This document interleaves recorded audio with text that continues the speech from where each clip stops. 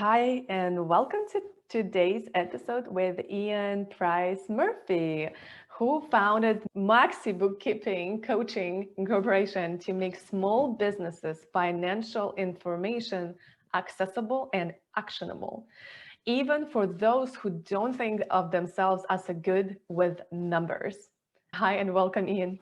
Hi, thanks for having me. So glad to have you here with us. It's, money and finance, it's not something that we can vulnerably and openly speak about it, most business owners. And I would love to learn first, before we moving into that, what is your story? How did you start it and being a bookkeeping and do finance? Yeah, I sort of fell into it. I had a liberal arts degree in college and, so came out of that a little unsure what I wanted to do, but pretty sure it was going to be something in theater or acting, maybe teaching. And what I found as I pursued that, was that I was working a lot of different odd jobs, bartending here and temping there and doing some office work. And that just trying to live my day-to-day life was more than I could afford on my current salary. And so unfortunately, I had been grown up, like I think many of us have, hearing things like follow your passion and the money will come, or work hard and you'll succeed. And what I found was that while I wasn't in control of my own income, that was an impossibility for me. But I didn't realize the disconnect. I didn't realize that I didn't have the financial literacy to see the warning signs coming. And so by the time I was in my mid 20s, I was so far in debt just from living day to day life. I wasn't out spending crazy amounts of money that I ended up filing for a personal bankruptcy. And as a way of recovering from that, I made a promise to myself that I was going to learn everything I could about money and finance and how that works and how to prevent the situation from ever coming again. And around that same time, I realized that I was actually had a lot of interest in bookkeeping.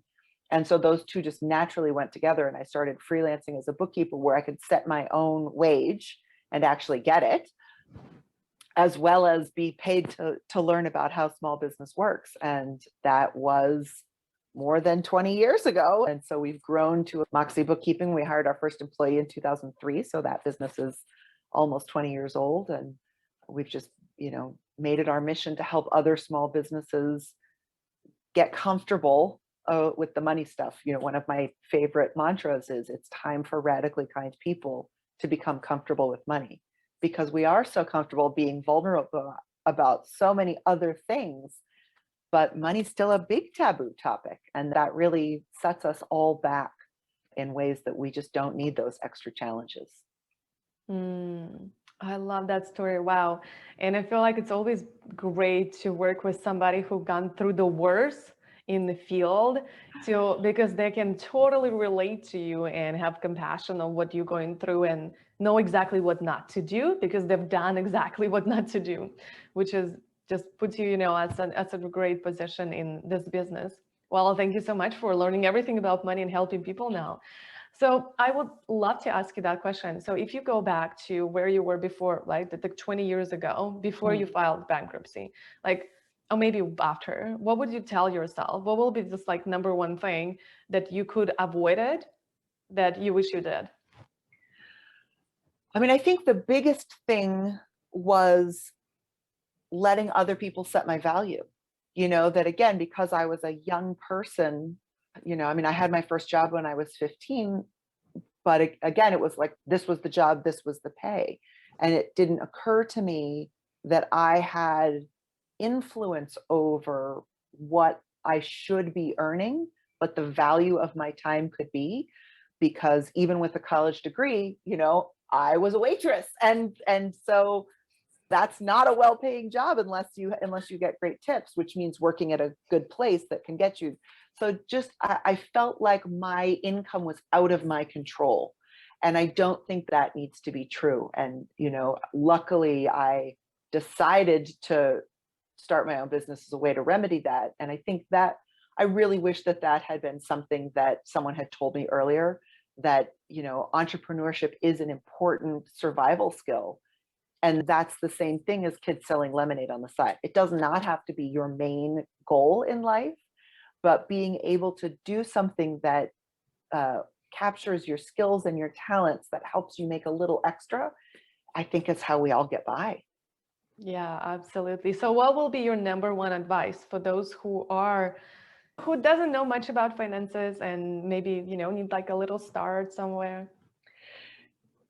I would remind you that it's a learned skill. I mean, I think that's the importance of my story, is that I didn't come into this, with any knowledge of how money works. And just like learning a new language or learning to drive a car, it might take some practice. You may never love doing it, but it's absolutely something that you can get the basics learned.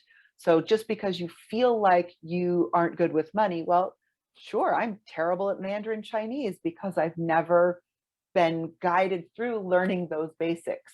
And again, I know that there are pronunciations that will never sound right out of my mouth, but I could get by in a travel as long as I know how to ask, where's the train station? Where's the hotel?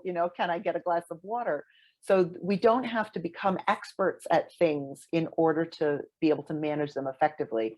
So I would say just whatever that first step for you is, that baby step, go begin to take charge of that for yourself.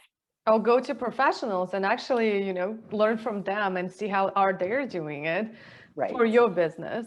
And that's what I've learned in my life. You gotta better hire like a good professionals, learn a little bit, and then you can start, moving to, because when you're starting learning from somebody that doesn't know, I mean, not really good at, it's like you're wasting so much more time by relearning on how to do it new way, because it takes Yeah. double effort. And I know you Right. have a system that you teach to your clients, right? That you're We not just do. doing bookkeeping, you actually teach how to do it. Yeah. So we are happy to teach bookkeeping as well. And we like to sort of be the second set of eyes rather than the primary bookkeeper, because so much of it is automated. But the system that we truly believe in is the cash management system that sort of runs parallel to the bookkeeping, called Profit First. And it's based on a book called Profit First by a guy named Mike Michalowicz, which you can get anywhere books are sold. And I really think of bookkeeping and Profit First as like the beans and the rice, right? They're each delicious on their own. You can cook them each a million ways, but when you bring them together, something beautiful happens and you get this complete protein, and it does something very different for your body. And so we no longer take clients that aren't willing to do Profit First. They don't have to do it with us, but they have to be using that cash management system, because that allows people that don't feel good at numbers to be able to make very intelligent decisions in the moment without having to wait on their bookkeeper or accountant. Beautiful. Thank you so much. Thank you so much for coming. And I would love to know how our audience can find you and get help from you. Yeah.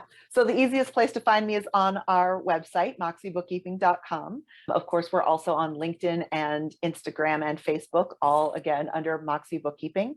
So look for us and I'm sure you'll find us. Awesome, beautiful. And if you happen to watch this episode, great, or listen to this episode, always go scroll down and there will be a link to our episode page where you can grab all links that we mentioned and more. I think we also haven't shared about the system and the free gift, so totally go there and grab it. Thank you so much for coming in and sharing your knowledge. Thank you.